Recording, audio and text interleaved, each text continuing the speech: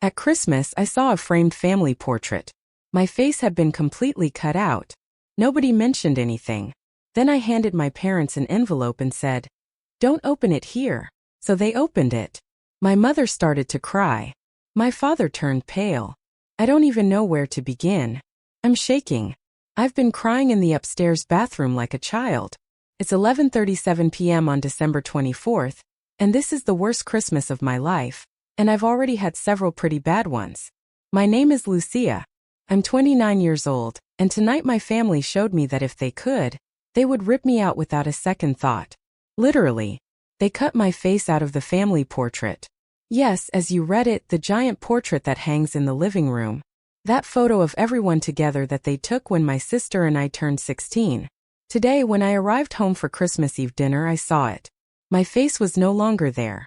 A part of me thought I was imagining things. I got closer, rubbed my eyes, but no. They had cut out my face perfectly, as if I had never been there, as if I didn't exist. Do you know what it's like to see that? Do you know what it feels like when they erase you from your own history? And as if that weren't enough, at that moment I heard my mother say, "Lucia, can you stay with Marina's children for a while? She's going to get her nails done before dinner." As if nothing. As if I were a paid babysitter. As if I hadn't just discovered that for them, I'm no longer even part of the damn living room picture. I couldn't even answer. I just nodded and smiled because if I've learned anything these years, it's that nobody cares how I feel as long as I don't cause any trouble. I was always the invisible daughter, the one who behaved well, the one who didn't demand anything. My sister Marina was the favorite since I can remember. She was the pretty one, the smart one, the charming one. I was useful. I was the one who helped, the one who picked up, the one who listened. And little by little, I came to believe that that was all I deserved. A little corner in the shadows. And you know what the worst part is? I accepted it. I swallowed everything. The comparisons, the silence, the oblivion. When Marina kept Grandma's apartment, they said I already lived far away. When the inheritance was distributed, they showed me a paper where there was nothing in my name and said that's how Grandma wanted it. And I, as always, kept quiet. Because if I said something, it was drama. Because if I cried, I was too sensitive. But tonight, everything exploded inside. I went up to the attic looking for some air. Something, I don't even know what. And then I found it. An envelope with my name on it. Grandma's handwriting, firm and clear. For Lucia. Don't let them. My hands were shaking. I opened the envelope. Inside was the will, the real one. And no, it didn't say everything was for Marina. Said everything was mine. The house, the downtown store, the beach apartment. It was mine. My grandmother left me her whole life, and they hid it from me. They stole it from me. And now I understand why, because in this family I was never a person. I was a resource, a servant, an emergency fund. As long as I was useful, everything was fine. But if I thought for myself, if I asked, if I doubted, I was superfluous. And today they truly erased me. It was no longer just emotional or economic. Now it was literal.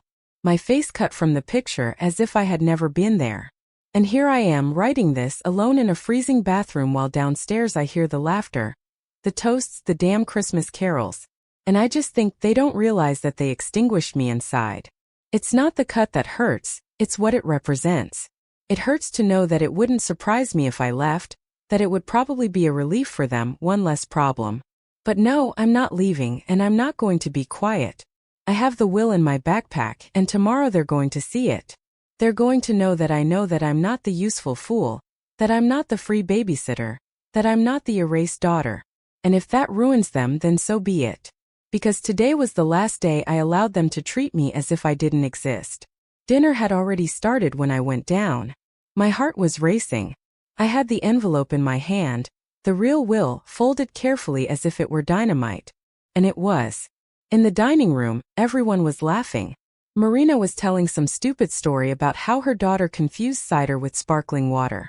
Everyone was laughing as if it were the funniest thing in the world. Mom was serving turkey. Dad was already on his second glass. Nobody saw me come in. "Lucia, finally," my mother said, without even looking at me. "You can start preparing the children's plates." I ignored her voice. I walked to the head of the table and put the envelope down hard. "What's that?" my father asked, confused. I looked at them one by one. Not a smile, not a tear, just truth. It's Grandma's will, the real one. What are you saying? Marina said, frowning. The one you hid. The one that says everything was mine. The house, the store, the whole inheritance. That's not true, Mom interrupted, her voice trembling. Grandma left. Don't lie anymore, I said louder than I intended. My voice bounced off the walls like a gunshot. Silence. They erased me from the will. They erased me from the photo. They erased me from this family. But Grandma didn't. She loved me. And you used what was mine for years as if I didn't exist. Dad stood up awkwardly. Lucia, you're exaggerating. You don't understand how things were. We needed stability. Marina has 2 apartments, a husband, and a business, and what do I have? I have nothing because you decided I didn't deserve it. Don't talk like that in front of the children. Marina yelled, as if I were the town crazy. I turned to her slowly. The children, the same ones I take care of every time you need to go out to breathe, to drink wine, to get your nails done, to live as if my time doesn't matter. Enough, Lucia, Mom said, her voice breaking. Don't ruin Christmas. I laughed. It just came out, a bitter laugh, the kind that comes out when there's nothing left to lose. Ruin it? Me? After years of being the babysitter, the shadow, the erased one? No, I'm not ruining anything. I'm just telling the truth. Dad took the envelope, opened it and read it silently. His face fell. He sat down without a word. That doesn't change anything, Mom said desperately. It's already done. We used it for everyone. It was the best thing. You used it for yourselves, not for me. Marina stood up abruptly. This is about money, then? All this fuss because you're jealous. It's about dignity, something you lack. Grandma warned me. Don't let them erase you. And today I didn't. I left the table. I left everyone there like statues, with their raised glasses and half-chewed lies. Before leaving, I heard Mom's low, hurt voice. Lucia, we're family. I stopped dead in my tracks. I turned around just to tell her. No, you're relatives. Family is something else. And I closed the door behind me. 2 days have passed since dinner. They haven't left me alone. Calls, messages, emails, sad-faced emojis, blackmail disguised as concern. The whole usual circus. We're hurt by what you did version. And me? I feel strangely calm, as if something had finally broken. As if inside there was nothing left to hold on to. But let's not kid ourselves, it hurts. It hurts like never before. Mom. Lucia, let's talk. Your father is affected. This isn't done at Christmas. Marina. Seriously, are you going to do this to us? There are children, Lou. Your nephews love you. Dad. Lucia, we can't go back, but we can move forward all together like before. Like before? When was it like before? When they pretended I didn't exist. When Marina cut my face out of the picture and said, It's a joke, Lou. Don't be offended. You had a grumpy face in that photo. Cutting you out was like fixing it a little. And everyone laughed as if I wasn't there, as if it didn't matter. Like always. I remember another time. I was 9 years old. We had a play at school. They gave me a secondary role, but I still prepared it with all my heart. I dressed up as a cloud, they painted my face light blue. I was so happy. Mom didn't come, Dad didn't either, but Marina did. With her friend. They sat in the second row and laughed at how I moved. Later at home, she said it out loud. Lucia looked like a cotton ball with legs, how ridiculous. And Mom laughed. Laughed hard. Oh, Marina, you're so witty. And I swallowed my tears. From that day on, I understood that if I felt something, I better keep it to myself. Because if I was hurting, it was exaggerated, and if I spoke up, I was ungrateful. Today they called me to talk things over properly. A coffee downtown. I went, not for them, for me. Because I needed to see how far they would go with the charade this time. Mom ordered tea as if she hadn't ignored me for half my life. Marina was looking at her cell phone. Dad didn't know where to put his hands. Lucia, Mom began. We've talked among ourselves and we know things weren't handled well. Nobody wanted to hurt you, Dad added, as if that erased years of silence. Hurt me? I laughed. Came out on its own, like when something burns and you no longer feel it. Stealing the will was an oversight? Or when Marina cut me out of the picture, was that unintentional too? Marina raised her head. It was a joke, Lucia. Come on, you're not going to keep going on about that, as if I had killed you. You didn't just erase me from my own family, you downplayed it. Dad sighed. This is not the time to argue. Marina is in a bad way. Her business went under. The rent from Grandma's store was her only income. Mom completed the chorus. And you were always stronger, more independent. You always solved things on your own. We thought you could help us. And Marina, swallowing what little dignity she had left, said, just until things pick up, then we'll see how to fix it. There you have it. Their repentance wasn't guilt, it wasn't empathy, it was cold, convenient, desperate need. For a second, that old reflex of saying, okay, fine, almost kicked in. But not this time. This time my silence wasn't their mission, it was my limit. No, I said. Lucia, Mom tried, lowering her voice. No, this time the rescue is not on me. This time I rescue myself. They left with their half-full cups, murmuring things like, what a shame, what selfishness, poor kids. I sat there looking out the window, taking a deep breath, and feeling less alone than ever. When I left, I had a notification on my phone. Elias. Hi, we crossed paths at the bookstore. You said you liked cafes with history. Would you like to have one with me? I read it 3 times and for the first time in days I smiled. The thing with Elias started well. He was nice, normal, not intense. He texted me calmly without cheesy phrases or hearts. He invited me for coffee and I went. We met in one of those cafes with old books and uncomfortable but cool armchairs. He arrived on time, smiled at me and said he brought his favorite book in case we ran out of things to talk about. Spoiler alert. We didn't run out of things to talk about. I didn't tell him everything that happened to me, but I did tell him that I was kind of cutting ties with my family.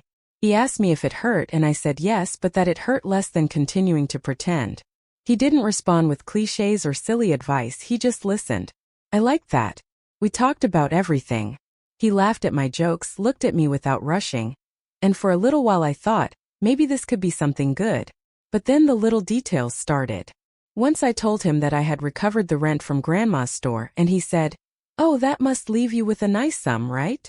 Another day, I showed him an apartment I was looking at and he said, if you manage what your grandmother left you well, you could buy something much better. Just like that, direct, not meanly, but you know when something doesn't sound bad but you feel something isn't quite right? That. Another day, we went to see an apartment. I was talking about what I could do there, about the large window, about having a corner for painting, and he said, this area is appreciating rapidly. If you buy it and then rent it out, you'll be set.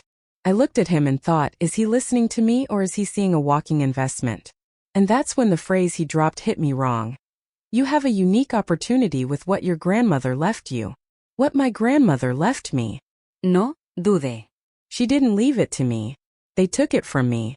They hid it from me. They deceived me for years and I just got it back now. And you're talking to me about opportunity? I remembered a time when I was 15. I bought my first computer with money I saved working during the summer. Marina took it to her room, installed games for her children, and it got a virus. When I said something, she laughed. Don't be silly. You always have more than me. And Mom was right behind her. Lucia, don't start. You know how to share. Always the same thing. If I had something I had to share, and if I complained I was selfish. Today Elias texted me. See you on Friday. I want to show you an old house that's been restored. It's beautiful, you'll love it.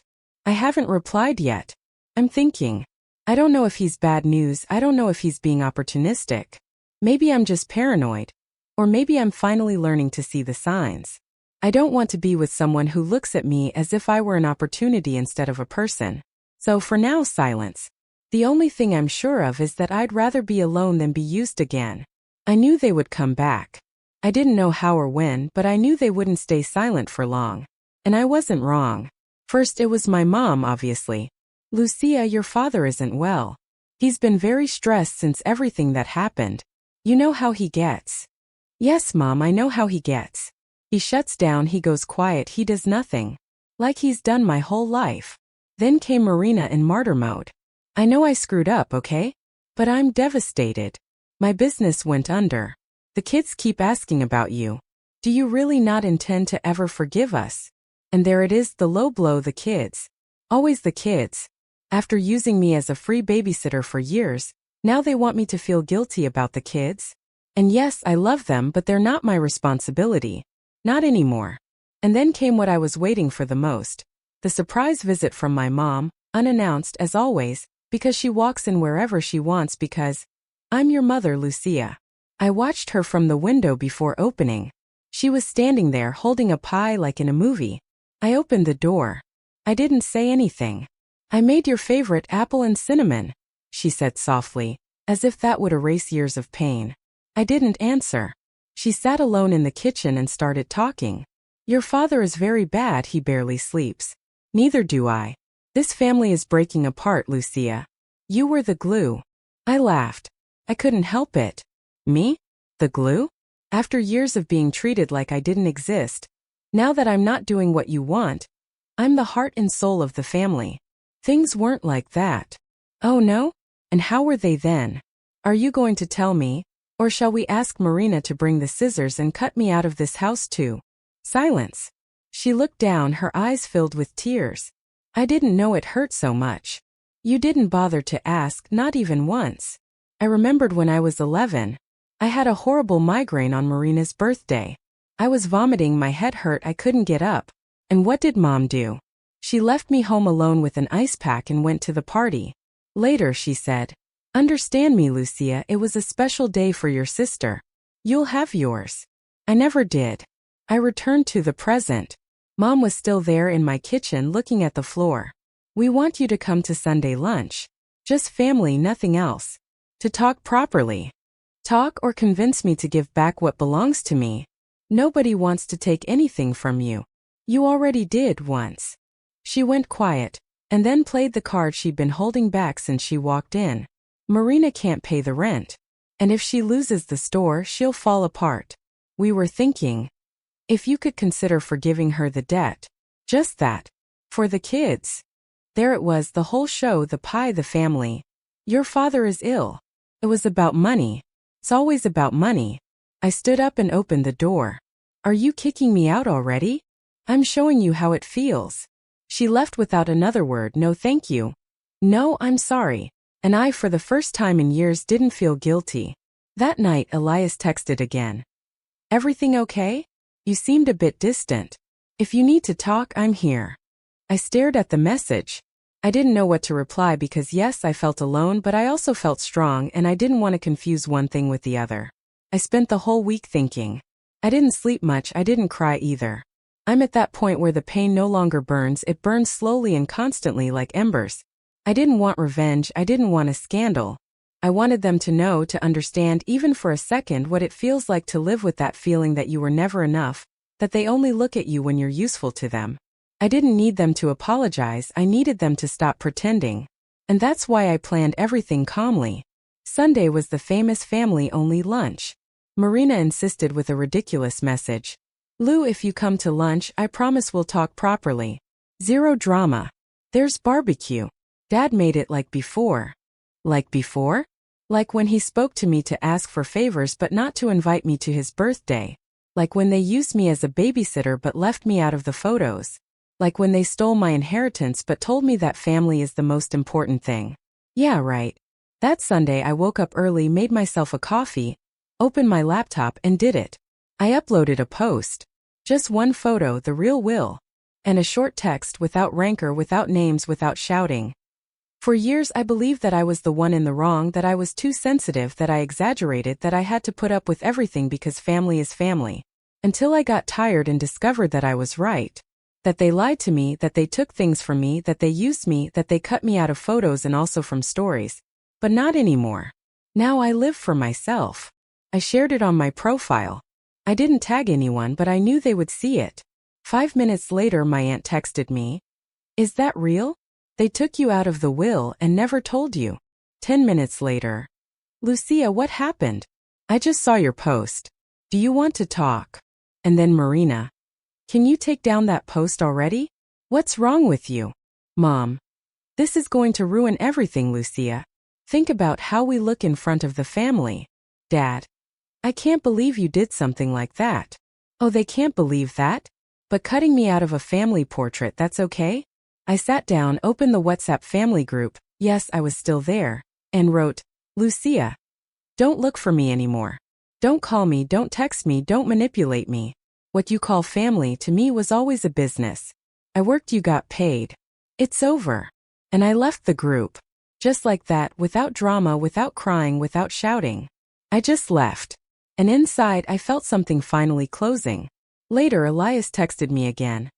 I read what you posted. I don't know if you want me to say anything, but I'm truly. I didn't answer. Not yet. Because now, before answering anyone else, I answer myself. A year has passed. Exactly 1 year since that Christmas. And no, I haven't gone back to that house or to their tables or to their fake hugs or to their excuses.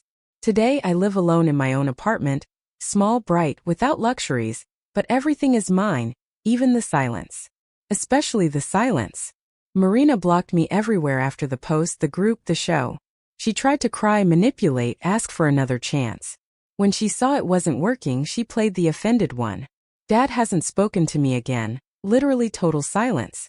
And Mom sends messages from time to time like, I dreamed of you, you were happy. Come back, baby. I don't answer. I don't have to tell them anything. They called me a few months ago to tell me that the store closed. They didn't pay, they didn't take care of it, it went under. I didn't do anything because I'm no longer anyone's rescue. And Elias?